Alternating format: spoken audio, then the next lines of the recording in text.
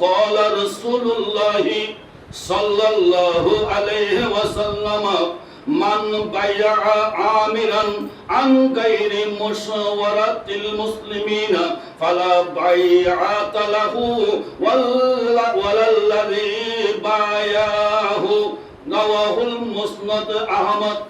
মুসনাদ আহমদ কিতাবের মধ্যে এই হাদিসটা নকল করতেছেন রাসূল করিম সাল্লাল্লাহু আলাইহি ওয়াসাল্লামের ইরশাদ ফরমাতুন, মুসলিম জনগণের সাথে পরামর্শ না করে, তাদের মত না জেনে নিয়ে কেউ কাকে নেতা হিসেবে বায়াত করলে আল্লাহ তা মেনে নেবে না, বা মেনে নিলেও তা ওদের গ্রহণযোগ্য হবে না।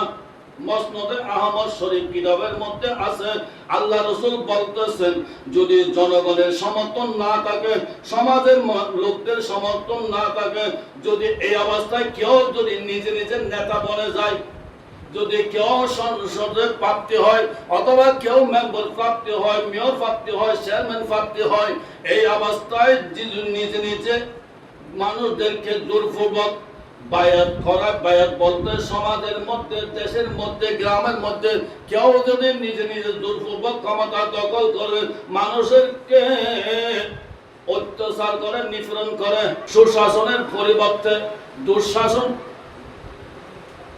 দুঃশাসনের ব্যবস্থা করে, তাহলে ওই সমাজের মধ্যে আল্লাহর পক্ষ থেকে কি আসবে? গজব আসবে, আল্লাহর রহমত আসবে না। তাহলে এটা গ্রহণযোগ্য হবে না।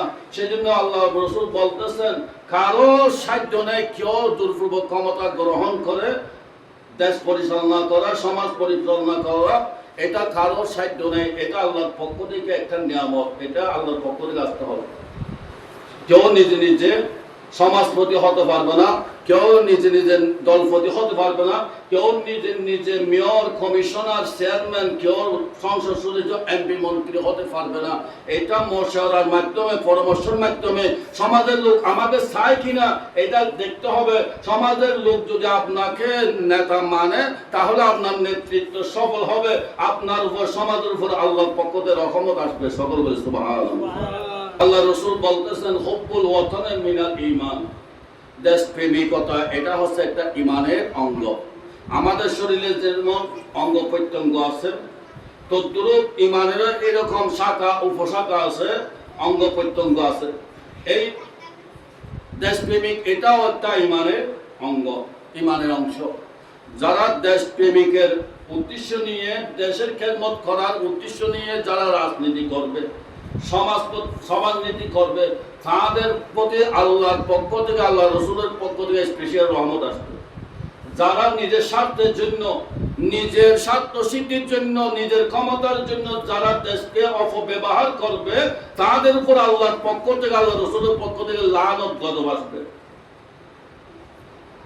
সেই জন্য যত নেতা আছে, যত নেতা নেতৃত্ব দেয়, নিজের স্বার্থ সিদ্ধির জন্য করে বিদায়, এটা আল্লাহর পক্ষ থেকে গজব আসে, আল্লাহর পক্ষ থেকে রহমত আসে না।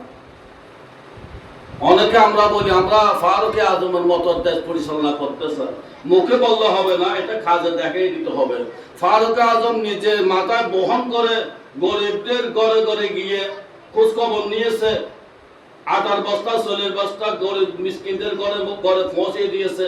এরকম শাসন ব্যবস্থা ছিল ফারুক আজমের। কিন্তু ফারুক আজমের মতো শাসন ব্যবস্থা আমি করব, এটা মুখে বললে হবে না, কাজে দেখিয়ে দিতে হবে। আল্লাহ আমাদেরকে সঠিক পথে চলার তৌফিক দান করুক। সকলে বলি আমিন।